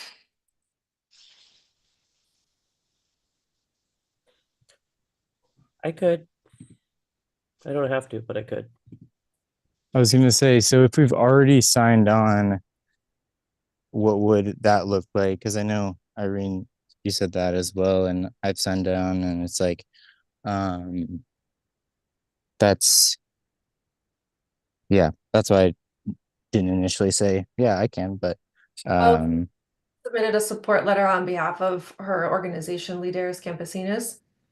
well, And yeah, and just me in general. oh, like good. my farm and Yeah, I think in this case you'd be signing on as a subcommittee representative to the task force. Okay. So capacity as a task force member, an appointed task force member. Yeah, I guess that's an interest. Like, would it if the organization I work for also signed their own independent letter of support already for this, would that make it awkward to be the signatory? But no, I mean it's in the capacity as a subcommittee member, so that should be all okay. And if you're generally stating support and like KTA issued a letter of general support and there's nothing that's conflicting, then I don't think you have cause for concern. Okay, cool.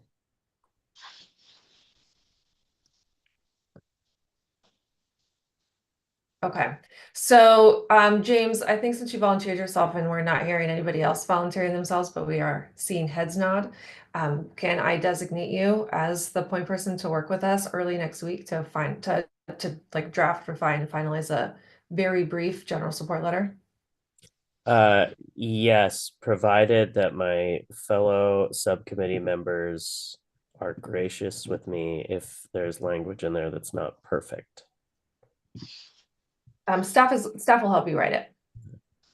Well, staff will work with what we have today to put the sentences together. So what we really need everyone to do now is be comfortable, and we should probably do what Megan described earlier, where we go person by person, sort of give consent for James to sign on behalf of the subcommittee with the ideas that are here. So staff can help to make it into a paragraph form, but really it needs to be, you all need to see this. It cannot come from staff, it really is coming from you as subcommittee members.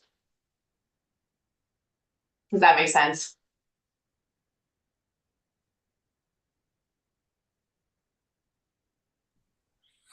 That makes sense. Although Irene, did you also was your comment offering to do it too? I'm happy to defer if you want to. No, James, I was just saying that I'm open to being one of the, like, to sign on to it Gotcha. as a subcommittee member. And I was just clarifying that our organization, Líderes Campesinas, we supported, but through a coalition letter for now, but we were going to send one, I think, specifically on behalf of the organization as well. Just to clarify that part. Thank you, Irene. Sure. Got it. Okay. So I'm going to go around. I know we're bumping up against time here. I can see chat, but our public members can't see chat. So I'm just going to read out loud that what Irene just said, that she's willing to sign on as a subcommittee member to general support letter. Doria also said would like to sign on as a subcommittee member to the support letter. James, since you're working with us and you'll be the final signature, I'm obviously listing you here. Leah, what's your preference? Yes, Leah is a yes. Chi, what is your preference? Yes, hold on, I can't see everyone's faces. Yes. Scroll across my screen here. Wow. Okay, Lawrence, what do you think? Yes. Nathaniel? Yes. I get everyone. 1, 2, 3, 4, 5, 6, 7. Okay, great. We have a plan. Can we just look at the contents generally? So an introductory paragraph. Do you want to make an acknowledgement or thank anyone, like CAF, like the bill sponsor, or anyone at on the beginning of your letter?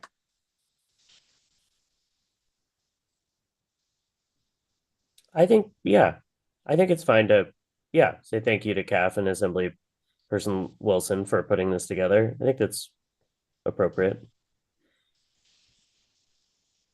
So brief introductory paragraph, then we'll pull some language from the materials that we have in existence that describe the task force and the goals of the group, and state clearly that this is a subcommittee that was formed to think more carefully about this legislation, and here are the members. And the subcommittee members are in support of the bill where it currently stands under development. A brief discussion about how this is the first tangible representation of an outcome of the work that the group is tasked with doing. You're excited to see it move forward. There's synergy among your process and this process, and those synergies are iterative and to the recommendations of the task force. And you're excited for the opportunity to further refine components of the bill. Sincerely, all of the listed subcommittee members. James will provide his e-signature, but all of your names will be listed.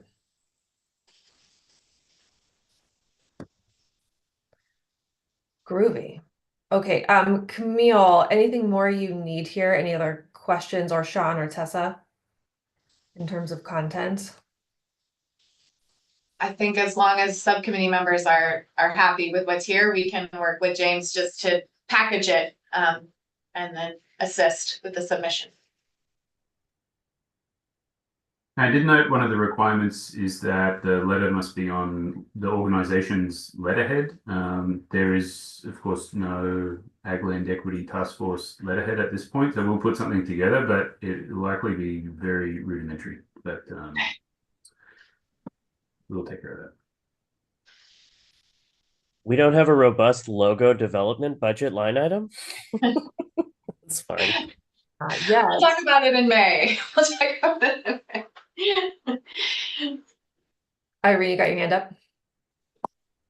Yeah, I was curious, as subcommittee members, are we still identifying as our organizations?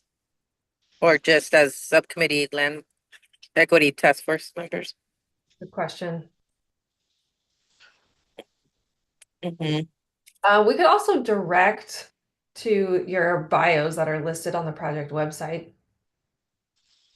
Or you could also state who you're representing as a task force member, like what demographic or community you're primarily representing.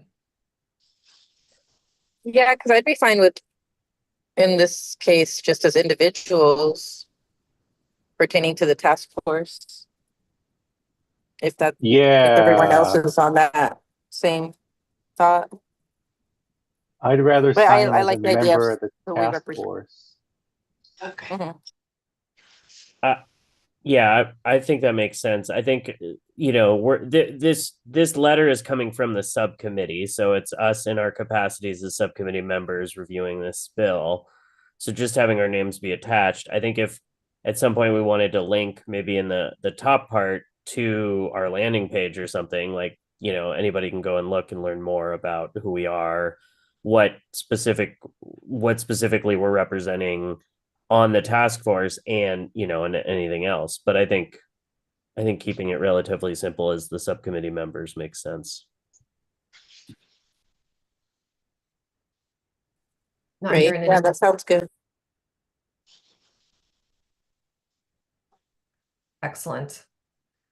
Okay, and then secondly, we've got a beginning list of concerns and suggestions to bring forward to CAF. Just a couple of bullet points here, and we might be able to tease out a few from the notes that we were taking during that conversation. But I also wanted to just put put forward that you can continue to kind of gel on this conversation, marinate on this conversation. And if more comes up for you, you can submit that to staff for compilation.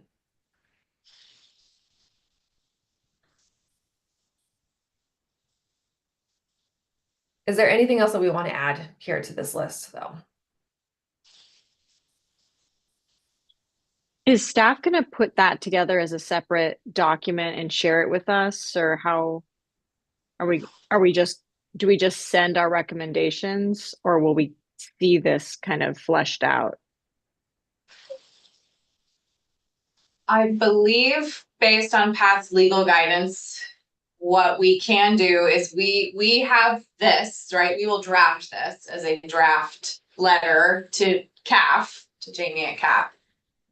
That can be shared with subcommittee members, and if subcommittee members have further comment, they can send them to staff.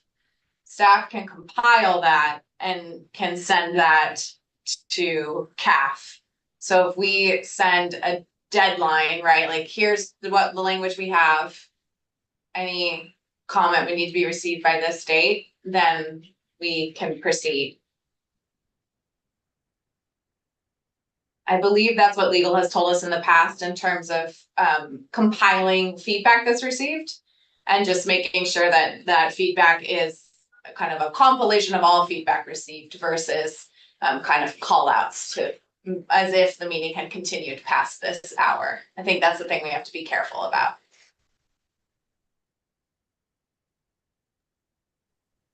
Seeing the time, I have some clarifications that I'll maybe save for an email or a conversation later, but the quick one is it's option to purchase, not opportunity to purchase. But that's generally the concept.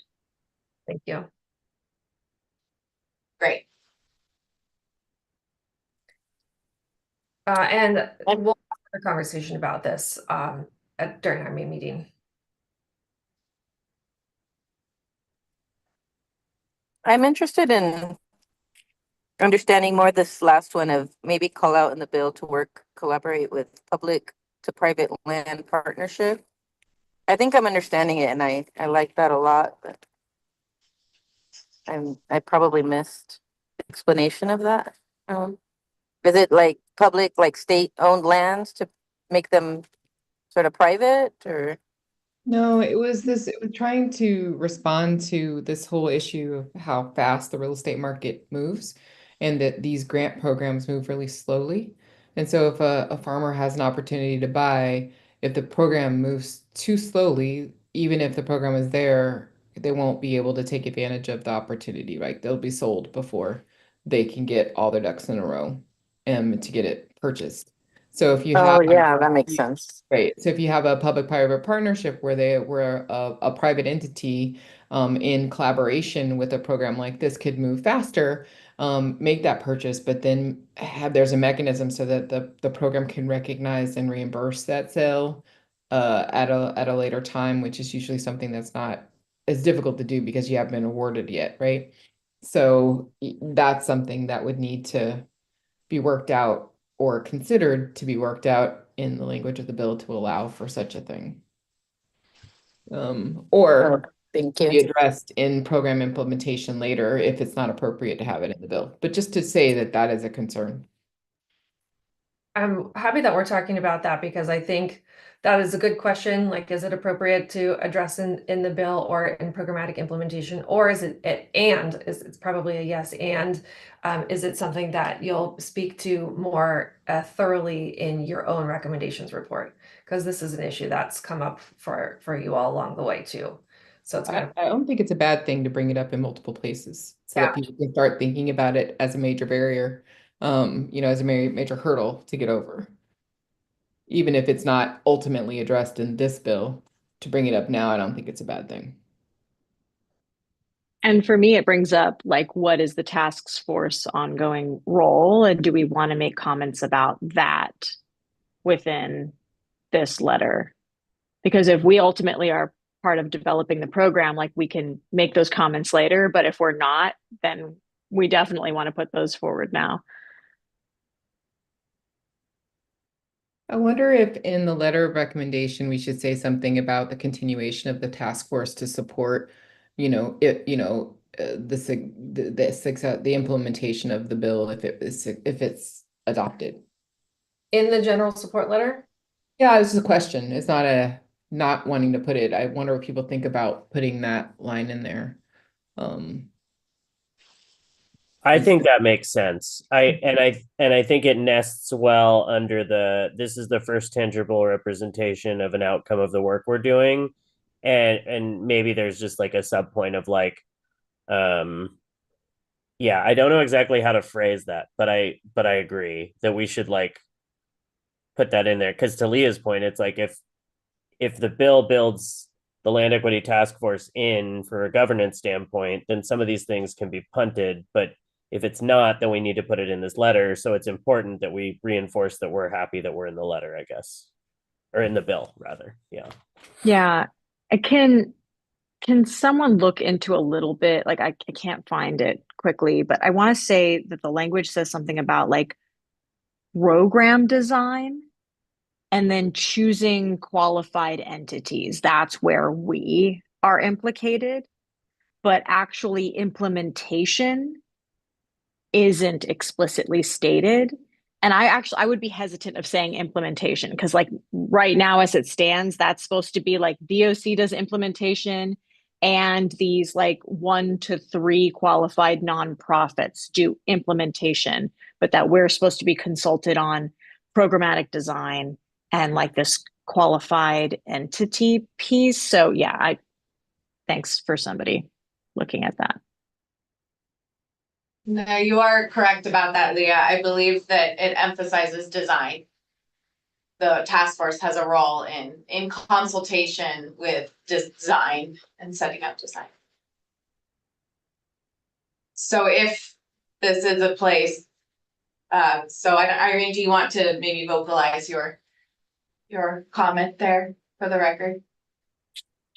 Yeah, I was just in the middle as you were speaking on that. I was just thinking kind of along the same lines, I guess, like maybe we could explore the interest in being the ones that, kind of establish these guidelines, protocols once it's being implemented. Or before, I mean. But I guess it's pretty much the same thing that was just said. The programmatic part. I think to support the letter right now, what we would need some clarification on is the way that this is typed. If the bill is adopted, the task force looks forward to consulting and program design and selecting qualified candidates, check bill language to ensure accuracy. So do you want your support letter to reflect what it currently says in the bill, or are you proposing like something that you want to change about the bill? I just want to make sure that that point is clear if we're all signing on to that.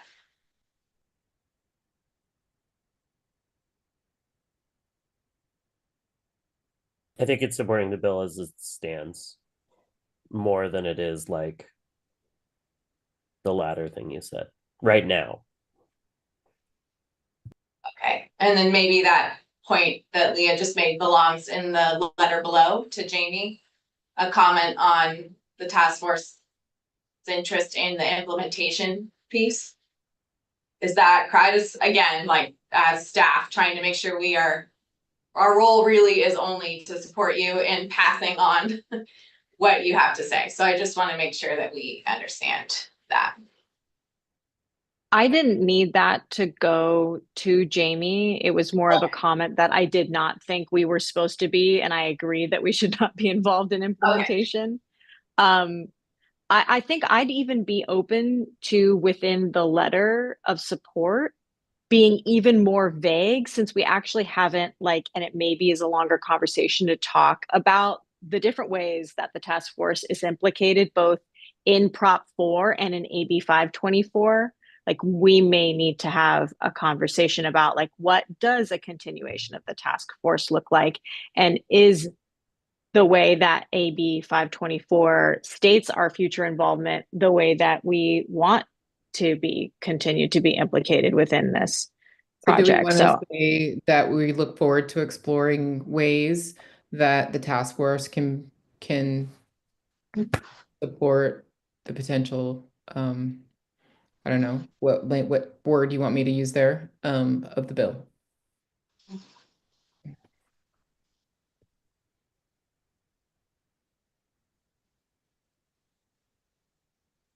I just want to go back to implementation, but I'm also struggling at 5 o'clock.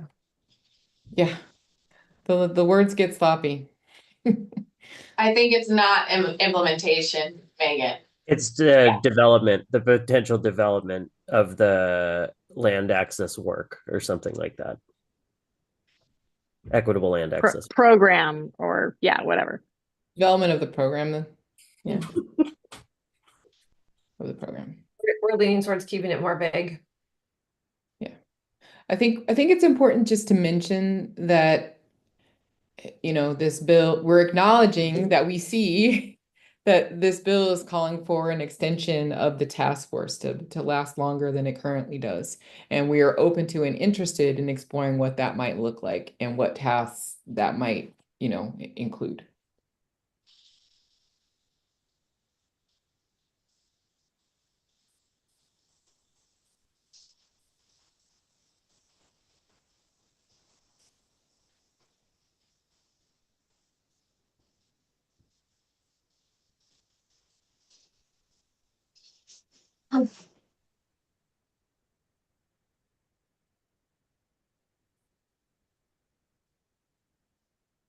Yeah, that's the concept. I'm going to ditch this.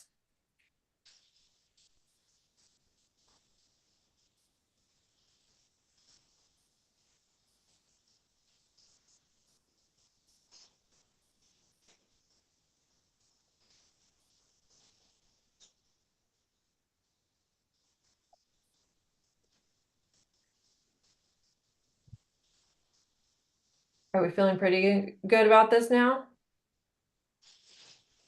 Thanks for sticking on while we thought through all the details of this.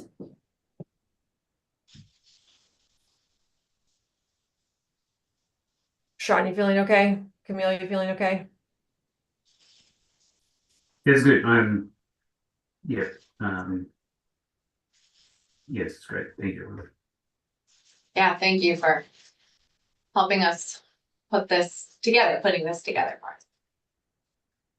us. Okay. Quick check for public comment on either this working session or general public comment.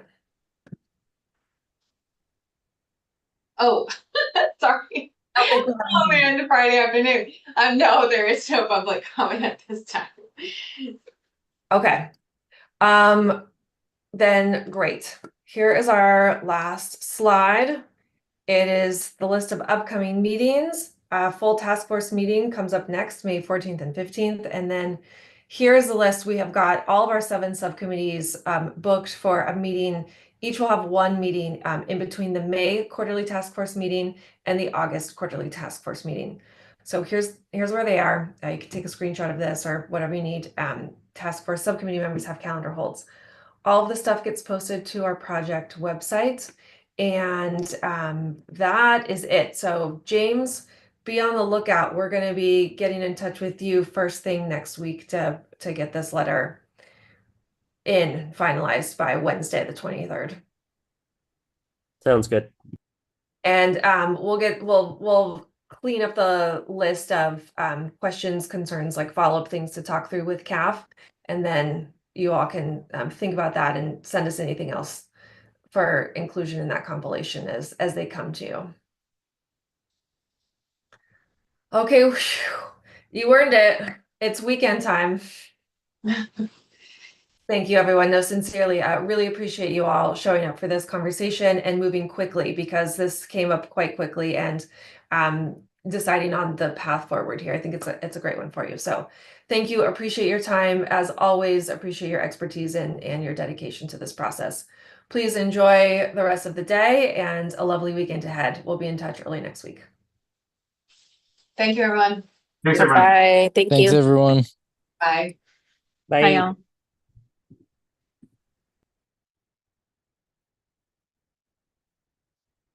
go ahead and I think I'll end the meeting here. Have a good weekend. Excellent. Thanks, everyone.